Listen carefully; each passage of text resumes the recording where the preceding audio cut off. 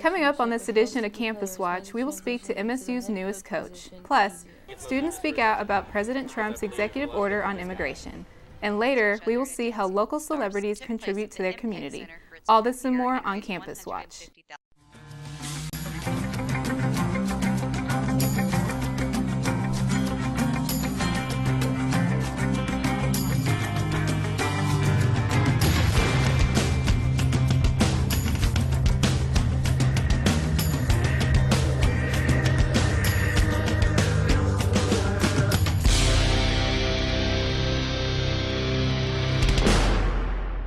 Hello and welcome to Campus Watch. I'm Naomi Skinner. And I'm Avery Waite. For the Interfraternity Council organizations Kappa Alpha Order, Sigma Alpha Epsilon, Kappa Sigma, Sigma Nu, and Tau Kappa Upsilon, recruitment rules have become more strict. Rushing is always a regulated process for Greek organizations, and according to the president of Kappa Sigma, Taylor Thornton, the school and IFC as a whole are enforcing new standards. The rules don't really change because it's the same as fall, just that the school seems to be kind of pushing us back as far as limiting us on how many guys we can get. Spring Rush usually involves each fraternity having their own recruitment, unlike the fall, which is a more formal process. Thornton says the IFC is attempting to reduce any risks for spring recruitment.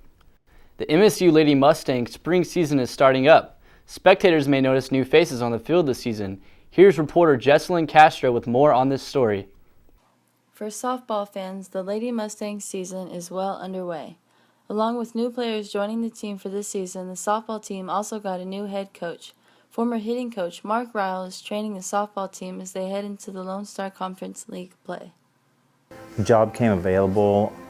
Coach Tigert had talked. He called me and asked me if I'd be interested in it, and it kind of just went from there. And the athletic directors called me, and basically we started that route, and then we just went through the interview process, and that's how I landed the job here. Ryle says already having established a relationship with most of the players made the transition into the head coach position easier. It was an easy transfer for me, knowing the girls that were coming back. Of course, there were several new faces that I had not even seen play. And just seeing them and getting to know them, it was through the process through the fall, and seeing what their talents were and where I needed to position them on the field and stuff. But it was an easy transition because I knew most of the girls, but like I said, there was like 5 new faces that I had not seen, so we had to get that panned out in the fall. Junior pitcher Peyton Helton says Ryle's expertise in hitting has already improved the team, and he continues to put the team through different drills and practices that improve their skills.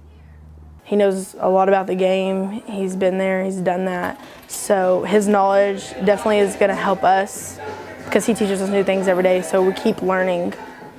Catcher Amanda Thomas says Ryle is helping to bring the team together, which is important both on and off the field. I think having Riles here is a big asset. I feel like he knows a lot about the game, and practices are run a lot differently than they were last year. And I think it's just overall better fundamentally. I think we're getting better fundamentally hitting-wise. And I think he's a great coach. So the team will have its first Lone Star Conference game February 17th at Mustangs Park against UT Permian Basin. For MNG Media, I'm Jesselyn Castro. Dozens of students gathered together on Mustang's Walk last week to demonstrate against President Trump's recent executive order on immigration. The order bars citizens of 7 Muslim-majority countries from entering the U.S. for a period of 90 days, including Syria, Iran, Sudan, Libya, Somalia, Yemen, and Iraq. The controversial order reduces the number of refugees allowed to enter the U.S. in 2017. Sociology major Catherine Stepanek says she participated in the event to send a message to the immigrant community on campus. To me, this is supporting all immigrants and especially the Muslim community and showing them that they are welcome here. I really just wanted to make all of our voices heard and show love instead of hate, to make everyone realize that we are all people. A few students in support of President Trump also made their presence known at the protest. He hasn't banned Muslims. Muslim isn't even in the word in the executive order that he wrote. It's just a ban from 7 countries that Obama put on a terrorist watch list. I think it's mostly just for attention because I believe a lot of them are misguided. Last Thursday and Friday, Alpha Psi Omega hosted For Color Girls in the Fane Fine Arts Building. The play was for color girls who have considered suicide when the rainbow is enough, by Noto Zeike Shonge. It featured 7 characters known as the Ladies of Color. Each character represented a color of the rainbow. The performance consisted of different monologues and ensemble pieces where the ladies of color shared their personal stories and struggles they have encountered. The cast had the opportunity to share their personal stories with the audience, as well as the emotional journey they took to become their characters. The play was free for students with an MSU ID and $5 for the public. Over 200 people attended both nights. All the proceeds from the ticket sales went to the First Step Inc., the Miss Foundation, and Insight. For an evening of cocktails, entertainment, and charity, look no further than Dancing for the Stars event right here in Wichita Falls. Here is reporter Kristen Gregg with more on this story. Last Friday, 24 Wichita Falls celebrities took the stage for the Ultimate Dance Competition. The annual Dancing for the Stars event took place at the Impact Center for its 4th year and raised $150,000. The fundraising event showcases well-known members of the community with local dance instructors. The pairs compete against each other in a Dancing with the Stars style competition, compete with judges and trophies. All the proceeds earned from ticket sales, sponsors, and donations raised at the event benefits Big Brothers Big Sisters of Wichita County and America's Small Business Development Center located at Midwestern State University. Contestant and Big Brother Big Sister volunteer Jessica Cartwright says that Big Brothers Big Sister has had a positive impact on her life. You're taking this child, and it's the future of Wichita Falls. It's our future. And to be able to, mentor her and work on her reading skills and work on her math skills, but also just be able to hang out and let her talk about whatever she wants to talk about. And it's giving them the opportunity to do things and see things that they may not, have an opportunity to do so in their own home life. Jessica's instructor, Ross Moses, has been involved for 3 years now and says that although Dancing for the Stars is from October to February, it's an all-year event. The program, I've seen everything they do, and all the money we raise, I love it, knowing what it's going to. But then the other side of the coin was MSU Small Business. To be a part of that program is even more glorified, to know that I helped somebody else that helped me.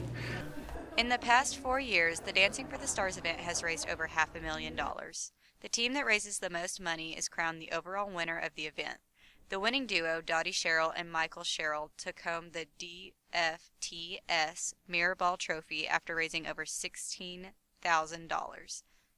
For MNG Media, I'm Kristen Gregg. Speaking of celebrities, are you a fan of The Voice? Wichita Falls has gotten a visit from Season 7's top contestant, Matt McAndrew and Luke Wade.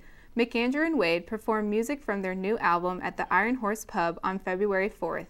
Afterwards, both artists stayed to mingle with fans. If you are interested in more live music events happening in Wichita Falls, check out Times Record News for more listings.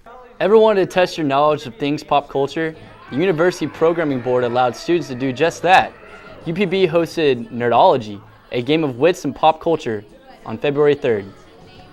Nerdology was the first interactive event UPB put on for the spring semester. Participants were asked trivia questions from various pop culture references. Anything from Mean Girl quotes to Luke Skywalker's real father were free game. UPB member Taylor Dinkins says she enjoys being a part of the UPB because it allows her to get outside of her comfort zone. The University Programming Board has definitely helped me become more social than I already am. It's helped me get out of my room and not be that lame college student who chills in their room and watch Netflix every Friday night. It's helped me network with people, and I'm just glad that I'm honestly in this program. Monday afternoon, UPB also held a cupcake decorating table in the Clark Student Center atrium. The cupcakes were Cookie Monster themed and free of charge. However, students had the opportunity to get creative with their designs. Over 50 cupcakes were decorated and taken home. For all of the single people out there, UPB also hosted Singles Awareness Day in honor of Valentine's Day on Tuesday in Legacy Hall. That's it for this edition of Campus Watch. Thanks for joining us, and tune in on March 17th for more campus news.